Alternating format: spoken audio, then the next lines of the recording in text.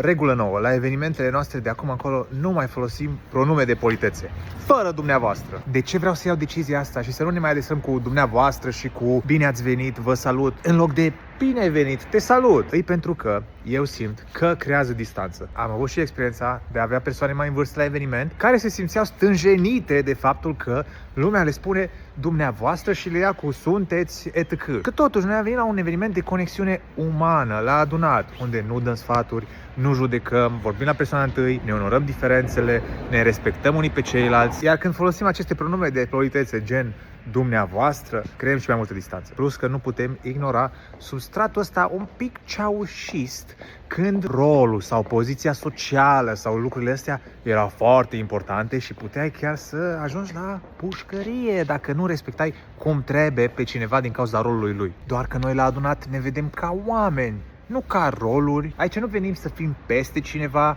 venim să ne respectăm indiferent de status social, credințe, sex, vârstă. Când ne vedem la adunat, suntem egali. Și tocmai de asta m-am gândit că ar trebui să nu mai folosim pronume de politețe. Cum ziceam, unii oameni spun clar, bă, te rog, nu mai îmi spune cu dumneavoastră, și înțeleg pentru că și mie îmi zice câteodată cineva cu dumneavoastră și mi se pare foarte ciudat și nu mă simt confortabil cu asta. În același timp, înțeleg și oamenii care așa-și arată respectul și vor să folosească pronume de politețe cu cineva, nu pentru că trebuie, ci pentru că ei vor și așa simt că sunt politicoși. Dar la adunat vrem să spargem bariera asta și să oferim respect prin simplul fapt de a fi acolo, prezenți și ascultând cu adevărat. Dar sunt curios ce ziceți și voi. Spuneți-mi în comentarii să păstrăm regula asta sau nu. Și vreau să aud păreri în special de la oamenii care primesc aceste pronume, de la oamenii care sunt luați cu dumneavoastră. Vă place să vi se zică cu dumneavoastră? Că mie unul că mi se întâmplă, nu prea, recunosc.